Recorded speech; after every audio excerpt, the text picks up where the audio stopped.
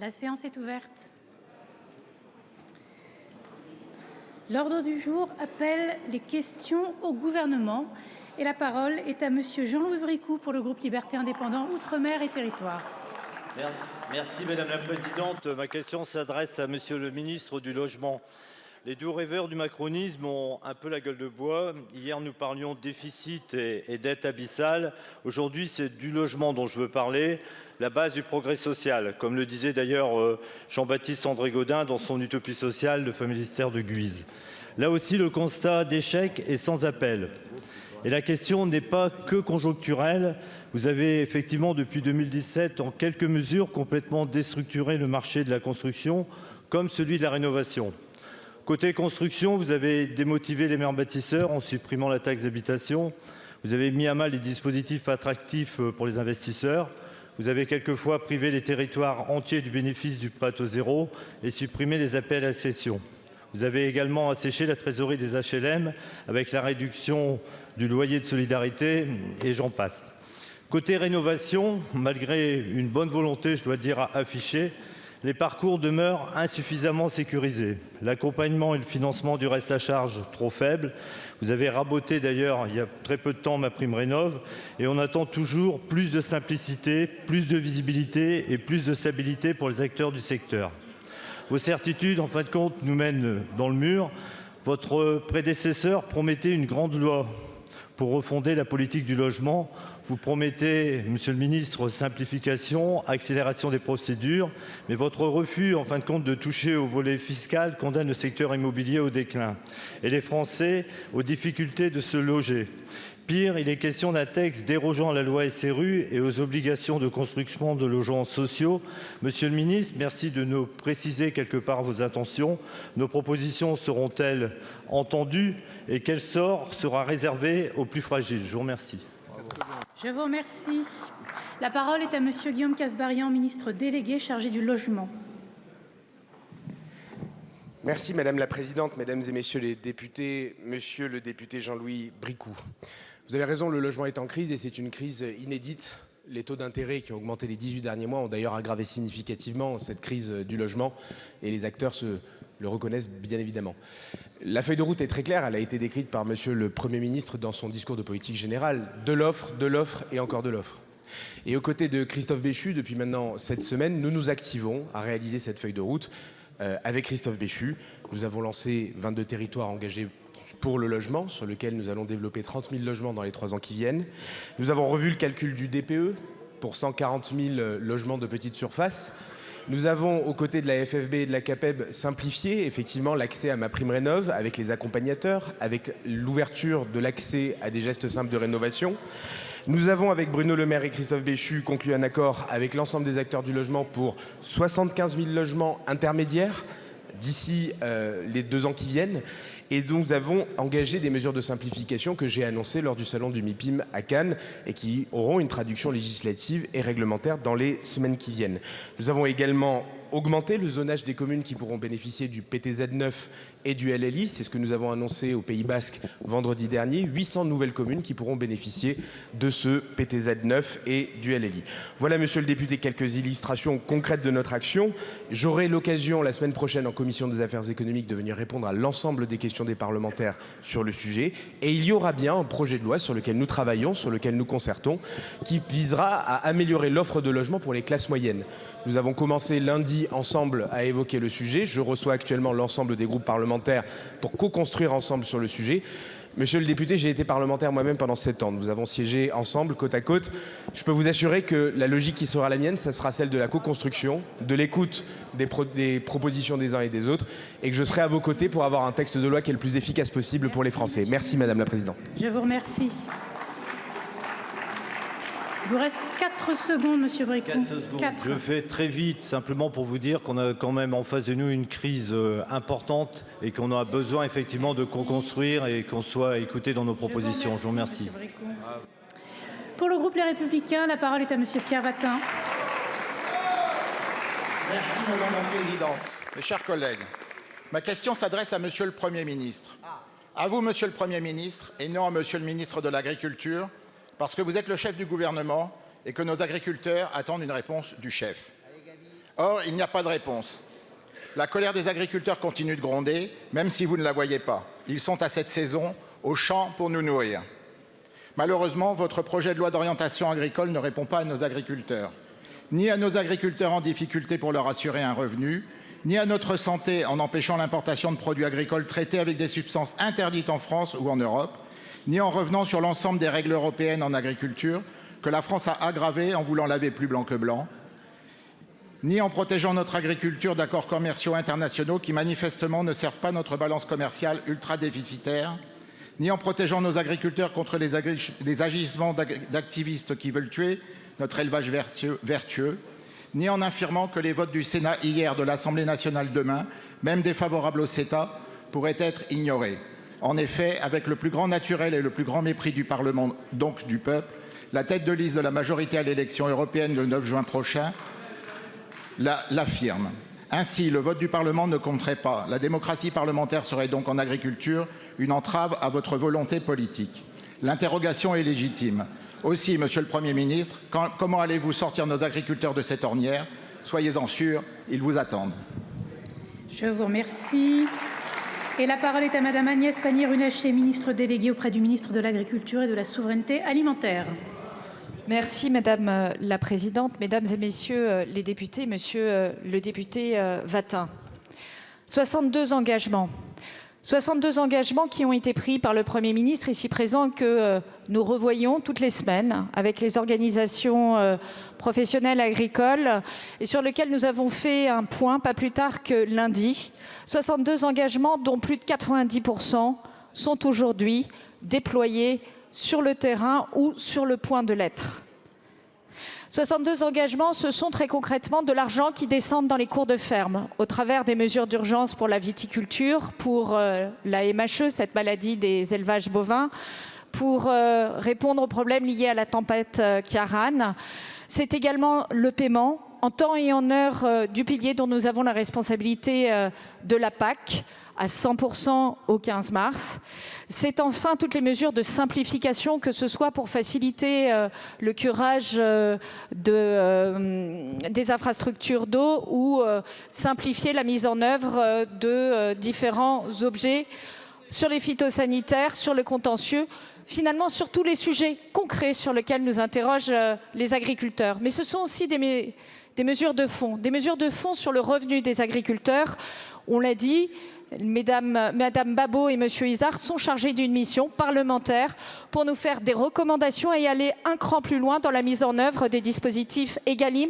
C'est du revenu pour les agriculteurs. Ce sont les mesures que nous avons obtenues au niveau de la Commission européenne et les agriculteurs eux-mêmes ont reconnu un budget majeur en la matière. Alors, Monsieur Vattin, plutôt que de caricaturer l'action du gouvernement, nous comptons sur vous pour que, dans l'examen du projet de loi orientation agricole, vous soyez force de proposition pour nos agriculteurs, pour leur avenir et pour notre agriculture. Merci Madame la Ministre.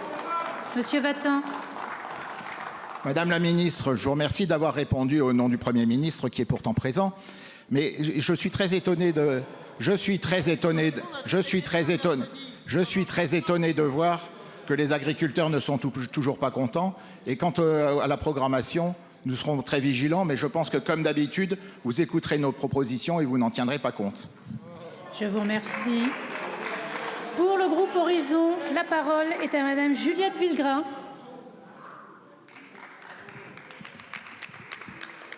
Merci Madame la Présidente. Madame la Ministre, depuis 2017, notre majorité se démène afin de pouvoir améliorer le quotidien, les conditions de travail et de rémunération, les couvertures sociales ou encore les retraites de nos agriculteurs.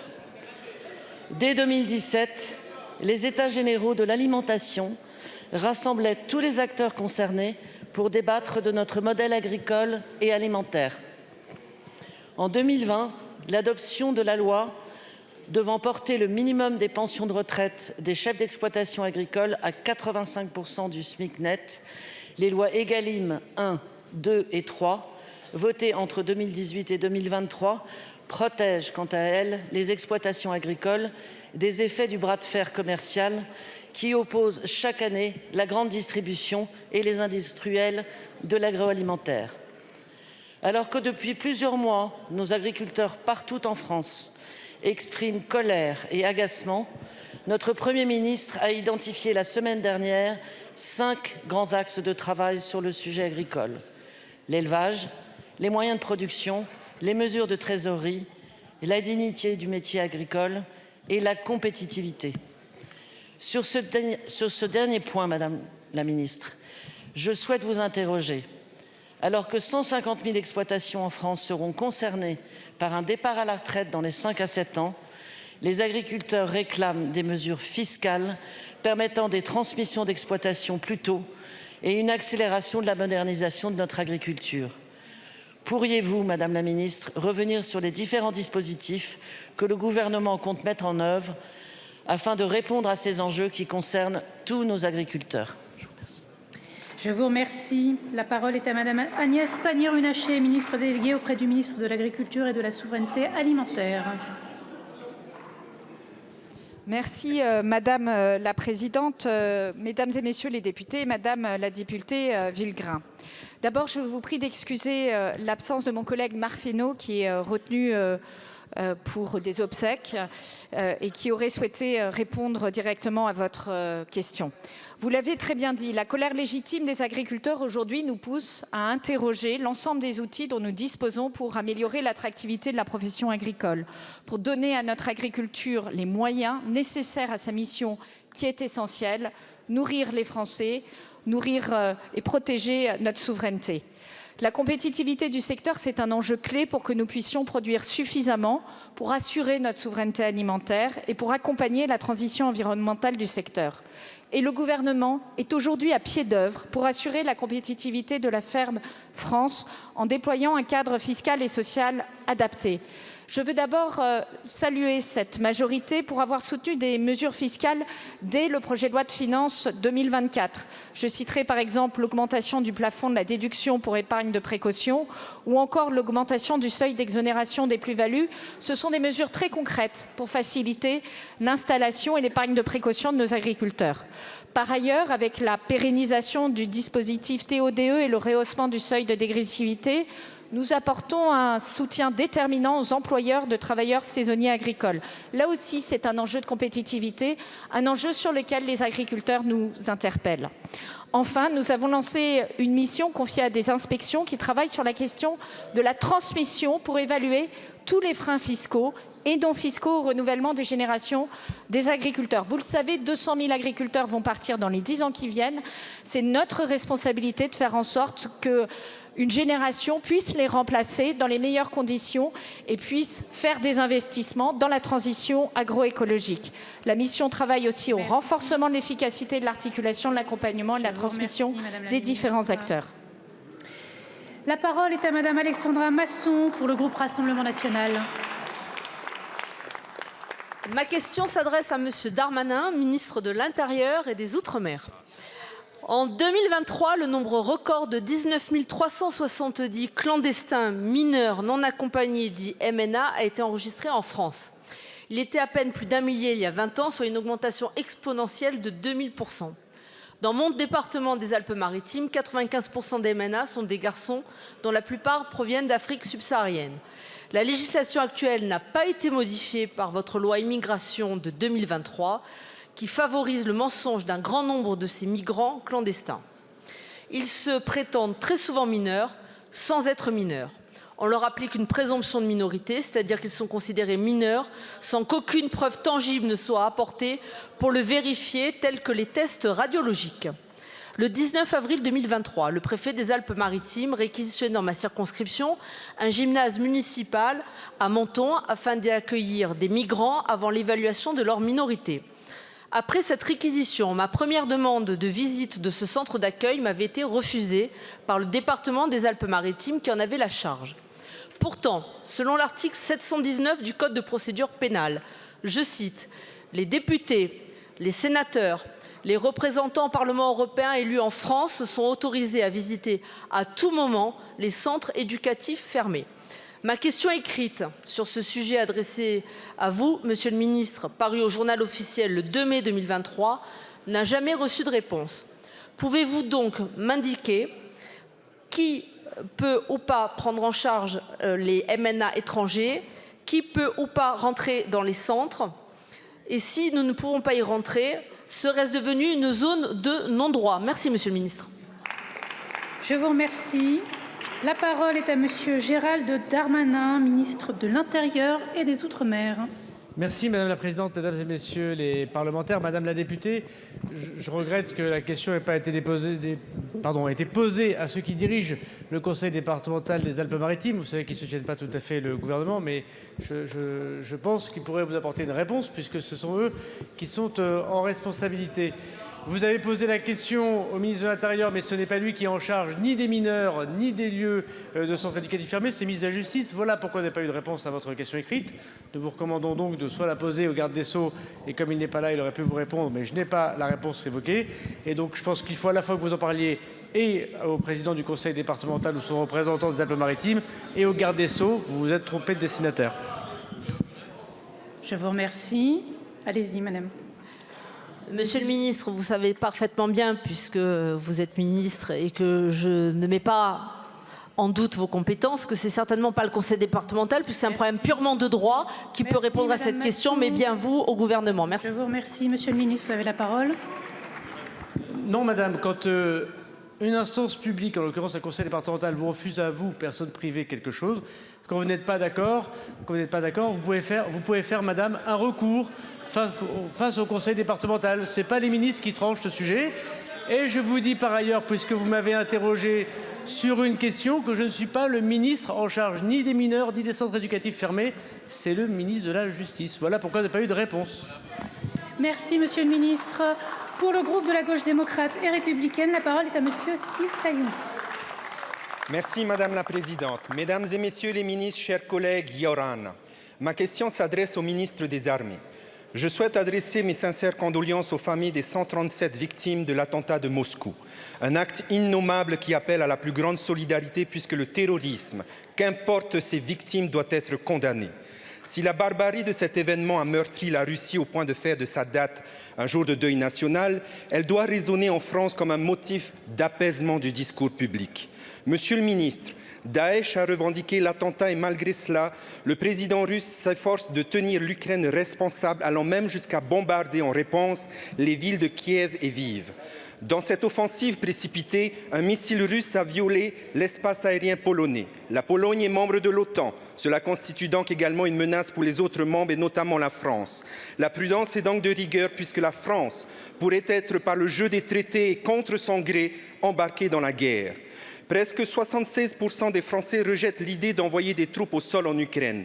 Et en Polynésie, aucune famille ne souhaite voir ses enfants mourir et la simple idée de devoir s'y préparer alors que le peuple polynésien se souvient encore que c'est grâce à son sacrifice que la France est devenue une puissance nucléaire le révulse. Les guerres qu'a connues l'Europe durant le XXe siècle sont une leçon de sagesse qui doivent nous dissuader d'emprunter à nouveau ce chemin. Il semble donc judicieux de mettre un terme à cette ambiguïté stratégique pour revenir vers une résolution diplomatique et ainsi apparaître comme le bâtisseur de paix de l'Union européenne plutôt que son chef de file militaire. Monsieur le ministre, ne conviendrait-il pas de faire preuve de sagesse et de continuer d'explorer les voies diplomatiques en abandonnant définitivement toute intention d'immixtion militaire dans la guerre russo-ukrainienne? Je vous remercie. Je vous remercie.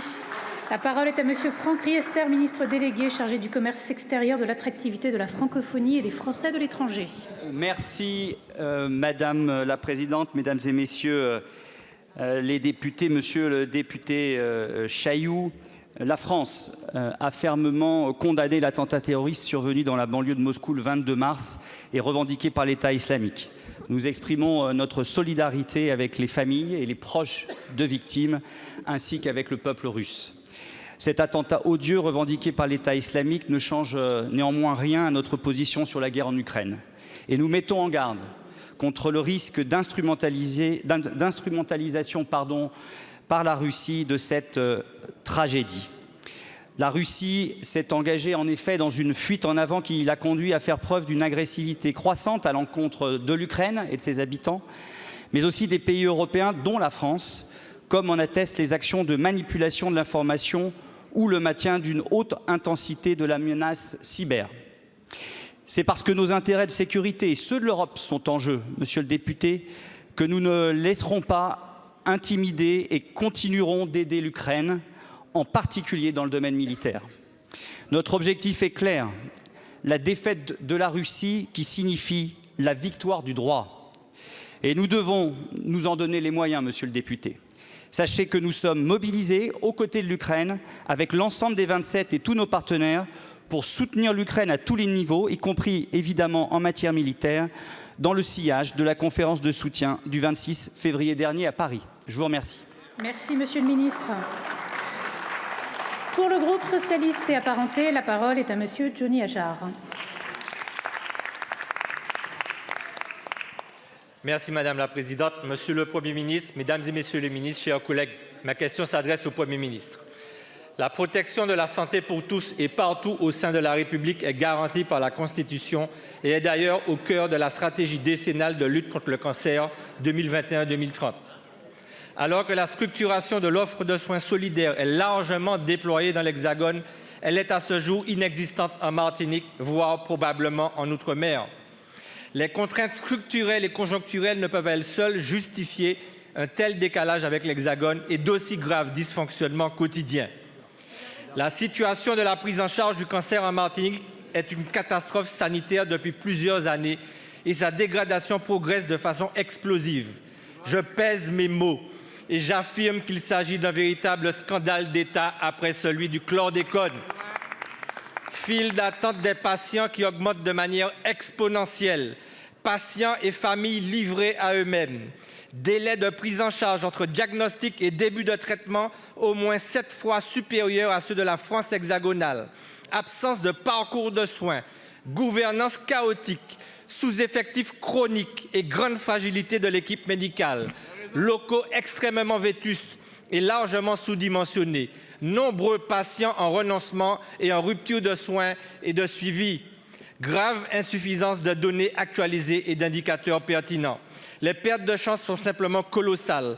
Le parcours du cancer est jalonné par la mort en Martinique. Malgré mes alertes régulières à tous les niveaux depuis un an, malgré l'urgence et l'ampleur de ce drame, la prise de conscience par l'État est timide. La situation des malades, des familles et les conditions de travail du personnel continuent de se dégrader et aucune solution opérationnelle, même d'urgence, n'est effective. Les patients meurent chaque jour dans le silence assourdissant de l'État et le découragement exacerbé des familles terrorisées par ces graves défaillances à l'origine de ce drame humain. Monsieur le ministre, que comptez-vous faire pour pallier dans l'urgence et sur le fond cette grave rupture d'égalité et ce scandale sanitaire qui se poursuit? Je vous remercie. La parole est à monsieur Frédéric Valletoux, ministre délégué chargé de la Santé et de la Prévention.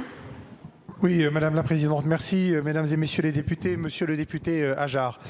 Vous avez raison de rappeler la situation particulière des Outre-mer et particulièrement de la Martinique, mais vous avez omis de rappeler la mobilisation aussi de l'État qui, depuis quelques mois, a pris à bras-le-corps ce sujet que vous évoquez, d'une meilleure prise en charge et des traitements des personnes atteintes de cancer en Outre-mer. Le comité interministériel de l'Outre-mer, et vous le savez, du 18 juillet dernier, a, parmi ces 72 mesures, retenu un plan très ambitieux pour justement répondre à cette question de la prise en charge des cancers qui touchent le plus les Outre-mer. Je veux citer les cancers colorectal, du sein, du col de l'utérus et de la prostate. Sur ces 4 filières, un comité de travail a été mis en place. Vous êtes associé à certains de ces travaux comme l'ensemble des parlementaires. Un comité avec l'ensemble des acteurs. Les comités se réunissent depuis le mois de décembre. 4 ont déjà eu lieu. Un prochain sera organisé sous la double présidence de Marie Evenou et de moi-même, de manière à ce qu'effectivement les objectifs qui ont été fixés par l'État, c'est-à-dire l'amélioration de la capacité à dépister, les travaux sur la prévention et améliorer les questions de prévention, la question des délais de prise en charge, de manière à ce qu'ils soient réduits, et la refonte des parcours de soins qui nécessite évidemment qu'on fasse travailler ensemble l'ensemble des acteurs, eh bien, sur ces 4 axes, des réponses précises commencent à être élaborées et permettront de répondre aux attentes des habitants qui sont tout à fait légitimes et à la question précise de celle de la prise en charge de ces cancers dans les Outre-mer. Donc le gouvernement est tout à fait conscient de cette question. L'ensemble des soignants, l'ensemble des structures, parfois, vous savez que les structures juridiques, ont des statuts juridiques différents qui ne facilitent pas toujours les coopérations, mais nous y travaillons, permettra d'avoir une réponse adaptée aux besoins des habitants d'Outre-mer et particulièrement de Martinique, puisque nous traitons l'ensemble des Outre-mer de la même manière sur ces sujets-là. Merci beaucoup. Merci, Monsieur le Ministre. Pour le groupe Renaissance, la parole est à Madame Constance Le Grip.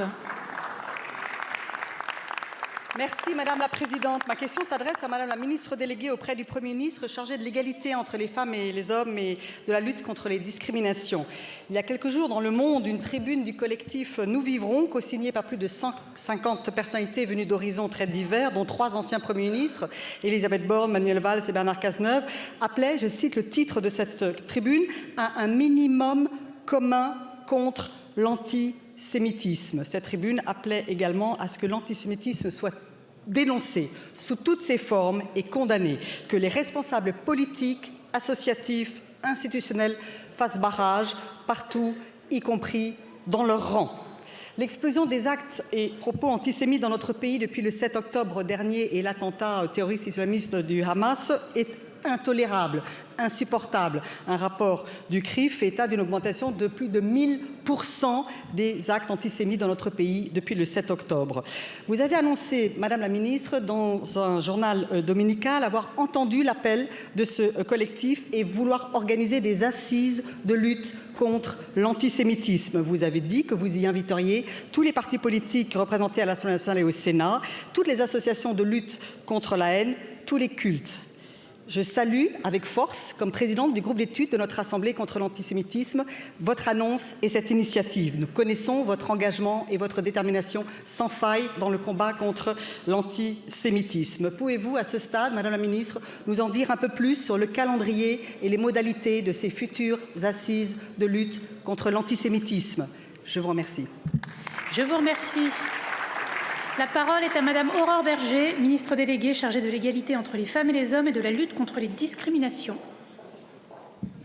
Merci Madame la Présidente, Mesdames et Messieurs les députés. Madame la députée, c'est une question essentielle que vous posez parce que c'est une question évidemment qui porte sur les valeurs qui sont les nôtres au cœur de notre République. Depuis le 7 octobre et après les attentats terroristes perpétrés par le Hamas en Israël, malheureusement, ce qui s'est produit dans notre pays, c'est une explosion, une recrudescence des actes antisémites. Vous l'avez dit, plus de 1000% d'actes antisémites depuis le 7 octobre. Concrètement, ça veut dire quoi? Ça veut dire que des Français, parce qu'ils sont juifs ou parce qu'ils auraient des patronymes juifs, ont changé leur nom sur certaines de leurs boîtes aux lettres, se sont désinscrits de certaines applications, n'osent plus commander de taxi ou de livraison de repas. Ça veut dire que des étudiants ont été pris à partie. Ça veut dire que un homme a été pris à partie dans un bus et a dû s'en extraire de peur d'être violenté.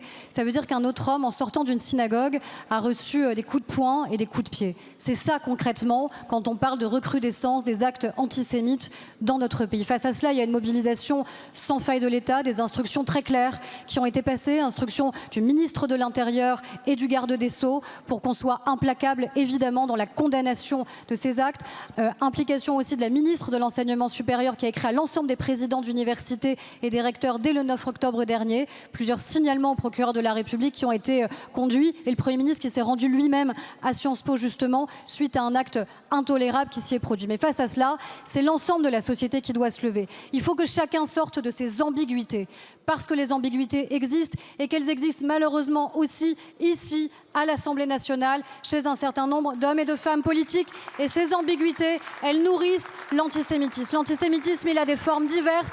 L'antisionisme est une forme renouvelée de l'antisémitisme contre laquelle nous devons évidemment ne rien céder. J'inviterai toutes les formes, toutes les associations politiques, évidemment, tous les partis politiques, toutes les associations de lutte contre la haine. Et j'espère qu'enfin, il y aura un discours commun et clair sur ce sujet. Merci Madame la Ministre. Pour le groupe La France Insoumise, la parole est à Monsieur Antoine Léaumont. Merci, Madame la Présidente. Monsieur le Premier ministre, aimez-vous la République? La question se pose car en République, l'égalité se définit dans le vote. Une personne égale une voix. Riche ou pauvre, dans l'isoloir, nous sommes tous égaux. Mais encore faut-il pouvoir voter. Et si vous ne faites rien, le 9 juin, nombre de nos compatriotes ne pourront pas voter aux européennes. Mais peut-être est-ce votre objectif caché? Car comme le dit notre campagne d'inscription sur les listes électorales, les riches votent. Et les autres, les pauvres et les jeunes, votent beaucoup moins. Pourquoi? Parce qu'ils ne le veulent pas? Ou parce qu'ils ne le peuvent pas? Sachez-le, la mal-inscription sur les listes électorales est un facteur puissant de l'abstention. Selon les sociologues Braconnier et Dormagin, il y a 2,5 fois plus de risques de s'abstenir quand on est mal inscrit. Et qui sont les mal inscrits? Selon l'INSEE, c'est 30% des employés et des ouvriers et c'est 40% des jeunes de 18 à 25 ans. Je l'affirme, il existe en France un suffrage censitaire qui ne dit pas son nom. Et vous en êtes ravis, car oui, les riches votent et ils votent pour vous. La mal-inscription touche 7,7 millions de nos compatriotes. 16,5% des inscrits, c'est gigantesque. Et que faites-vous pour les aider à s'inscrire? Rien. Pire, vous leur mettez des bâtons dans les roues en imposant d'utiliser France Connect pour s'inscrire. Vous avez même imposé cet outil vendredi dernier pour vérifier sa situation électorale. Alors ma question est simple, est-ce que vous vous moquez de nous, monsieur le Premier ministre? Répondez, allez-vous oui ou non supprimer l'usage de cet outil? Allez-vous oui ou non faire une campagne nationale d'inscription sur les listes électorales? Allez-vous oui ou non enfin vous bouger pour lutter contre la non-inscription et la mal-inscription? Monsieur Attal, le terme ministre vient du latin ministère, qui veut dire serviteur. Alors, monsieur le premier serviteur, sur cette question, allez-vous, oui ou non, cesser de servir les intérêts des riches et commencer à servir les intérêts du peuple? Merci. La parole est à monsieur Gérald Darmanin, ministre de l'Intérieur et des Outre-mer.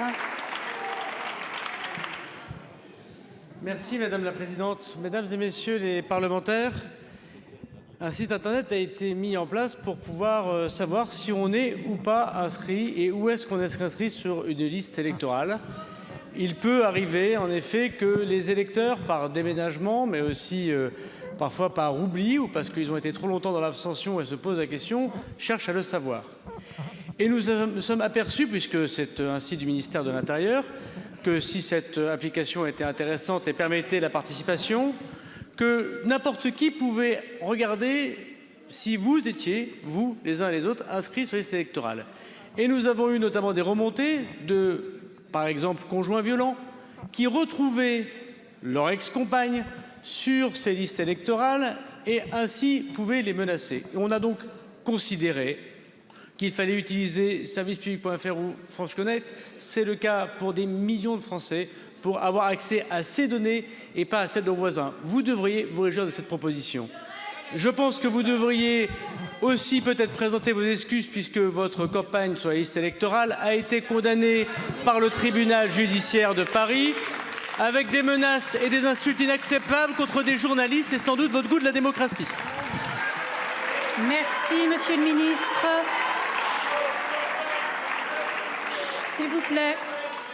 Monsieur Léaumont, il vous reste... Démonstration est faite, monsieur le ministre de l'Intérieur. Vous ne voulez pas lutter contre la mal-inscription. Vous êtes content du fait que les pauvres et les jeunes ne votent pas parce qu'ils sont mal inscrits. Vous n'avez répondu à aucune des questions, et notamment celle de la campagne nationale d'inscription sur les listes électorales. Qu'allez-vous faire sur ce sujet? Monsieur le ministre, à la parole. Non, monsieur Léaumont, démonstration est faite que vous dites absolument n'importe quoi. Que vous ne voulez pas protéger les personnes et leurs données personnelles, parce que ce que ne dit pas monsieur Léaumont, c'est que LFI avait utilisé ce site pour inscrire directement comme sympathisants les personnes qui recherchaient sur le moteur de recherche. Vous savez, monsieur Léaumont, nous sommes élus tous les deux de circonscription populaire, mais à votre grande différence, moi j'habite chez moi. Merci, monsieur le ministre. S'il vous plaît. Pour le groupe écologiste, la parole est à madame Eva Sass et à elle seule. Merci. Merci madame la présidente. Ma question s'adresse au ministre de l'économie et des finances. Le verdict de l'INSEE est tombé, 5,5% de déficit en 2023, bien au-delà des 4,9 annoncés en septembre. Non seulement le déficit dérape, mais le gouvernement ne l'a pas anticipé. Cela pose 3 questions. La première, c'est celle de la crédibilité de ce gouvernement et de sa capacité à piloter les équilibres budgétaires. La deuxième, c'est les raisons de ce déficit. Disons-le clairement, nous payons aujourd'hui les baisses d'impôts pour les entreprises et les plus aisées, décidées depuis 2017. 52 milliards de manque à gagner pour les recettes fiscales, dont 11 milliards de baisse d'impôts sur les sociétés, 15 milliards de baisse des impôts de production et 4 milliards pour l'ISF. Le Haut Conseil des finances publiques vous a alerté sur les conséquences de ces baisses d'impôts. Vous n'avez rien voulu écouter. La troisième question, c'est celle des solutions. Vous avez sommé les oppositions de faire des propositions de recettes et d'économies. Nous n'avons jamais cessé d'en faire. Des propositions de recettes comme la contribution Pisani-Ferry sur le patrimoine financier des plus aisés ou l'éco-contribution sur l'aérien. Et des propositions d'économies sur les 150 milliards d'aides aux entreprises, 88 milliards d'exonération de cotisations sociales, 7 milliards de crédits d'impôt recherche, dont les effets d'aubaine sont avérés et le coût exponentiel. Mais de nouveau, vous n'avez rien voulu écouter. Votre seule proposition, c'est de couper dans les dépenses sociales. Et je veux le dire ici, il serait intolérable que vous fassiez payer aux plus vulnérables les cadeaux que vous avez faits aux entreprises et aux plus riches. Vous doublez les franchises médicales, vous remettez en cause les allocations chômage alors même que l'Unédic est en excédent. Vous ciblez l'État-providence et vous ne cessez de répéter que vous défendez un État protecteur. Mais qui protégez-vous, Monsieur le Ministre, si ce n'est les plus riches et les grandes entreprises? Je vous remercie. La parole est à Monsieur Thomas Cazenave, ministre délégué chargé des comptes publics. Merci Madame la Présidente, Mesdames et Messieurs les députés, Madame la députée Eva Sas. Permettez-moi d'abord de revenir sur ce que vous considérez comme un défaut d'anticipation. Quand vous constatez en décembre une chute de vos recettes, vous êtes dans la situation de prendre rapidement des mesures. C'est ce que nous avons fait avec ces 10 milliards d'euros d'économie. Et cette baisse, et je tiens à la représentation nationale, toutes les notes à disposition, le rapporteur général Husson au Sénat est venu le constater par lui-même. À partir de décembre, nous avons constaté cette baisse de recettes. Et les raisons de cette dégradation du déficit, elles sont bien exprimées par l'INSEE. Et contrairement à ce que vous dites, c'est d'abord une baisse de notre activité économique et 21 milliards de recettes en moins constatées. Et dans le même temps, nous avons tenu les dépenses de l'État. 8 milliards d'euros tenus de dépenses de l'État. La solution, ce n'est pas ce que vous décrivez, la coupe sombre dans les services publics. Je le redis ici, 10 milliards d'euros d'économies sur 1600 milliards d'euros de dépenses publiques. On est quand même très loin de ce que vous décrivez en disant qu'on taillerait à la serpe dans nos dépenses publiques. Alors, on aura peut-être des désaccords. En effet, quand vous nous dites vous dépensez plus de 80 milliards d'euros sur des exonérations de cotisations sociales, bien sûr que le plein emploi, c'est notre objectif. Et les mesures que vous proposez de revenir sur des exonérations de charges sociales, ça augmente le coût du travail. Et la conséquence directe, c'est le chômage, Madame la députée. Et nous, on a pour objectif de tenir le plein emploi, parce que le plein emploi, je pense que c'est d'abord le projet qui permet à chacune et chacun de trouver sa place dans la société, et surtout c'est très bon pour les finances publiques. Si demain vous effondrez le taux d'emploi et vous augmentez le chômage, nous aurons les pires difficultés. Mais moi je suis tout à fait ouvert à poursuivre le dialogue. J'espère que vous serez là demain avec Bruno Le Maire pour échanger sur la situation des finances publiques, vos propositions et nos solutions. Merci Monsieur le Ministre. La parole est à Monsieur Bruno Fuchs pour le groupe démocrate. Merci Madame la Présidente. Monsieur le Ministre, dimanche dernier, la démocratie sénégalaise a envoyé un puissant signal au reste du monde. Au nom de tous les démocrates de France, je félicite très chaleureusement le nouveau et plus jeune président du Sénégal, Monsieur Bassirou Diomaye Faye, pour sa brillante élection, et ce, dès le premier tour. Je voudrais également remercier le président sortant, Monsieur Macky Sall, pour avoir, en homme d'État, garantit une fois de plus le modèle sénégalais de stabilité institutionnelle. Je voudrais aussi saluer M. Ousmane Sonko, candidat entravé, qui lui aussi a joué le jeu des institutions. Enfin, je tiens à rendre hommage solennel à ces hommes, femmes, étudiants, enfants qui ont risqué et perdu la vie pour l'idéal démocratique. Le 24 mars 2024, le peuple sénégalais a choisi sans aucune ambiguïté la voie de la rupture pour une nouvelle souveraineté nationale. L'appel du nouveau président à ses partenaires étrangers est une coopération vertueuse, respectueuse et mutuellement productive. Cet appel est très clair. Il résonne même envers la France comme une interpellation que nous devons entendre. C'est le sens du rapport que j'ai présenté avec ma collègue Michèle Tabarot à l'hiver dernier à l'Assemblée nationale, dans lequel l'écrasante majorité des personnes auditionnées demandaient à la France de changer de logiciel. En effet, malgré de fortes évolutions engagées par le président de la République, la France n'a pas encore su s'adapter aux nouvelles situations en Afrique francophone et particulièrement au Sahel. Monsieur le ministre, il ne faut pas tarder. Le pays de Senghor, fondateur de la francophonie, est au cœur de notre relation avec l'Afrique. Ainsi, pourriez-vous nous dire comment nous allons adapter notre approche pour mieux reconnaître et accompagner les nouvelles orientations de notre partenaire sénégalais? Monsieur le ministre, pour ma part, j'ai confiance dans un avenir commun. Gnofar, on est ensemble, comme on dit au Sénégal. Je vous remercie. La parole est à Monsieur Franck Riester, ministre délégué chargé du commerce extérieur, de l'attractivité de la francophonie et des Français de l'étranger. Merci Madame la Présidente, Mesdames et Messieurs les députés, Monsieur le député Bruno Fuchs, merci pour votre question.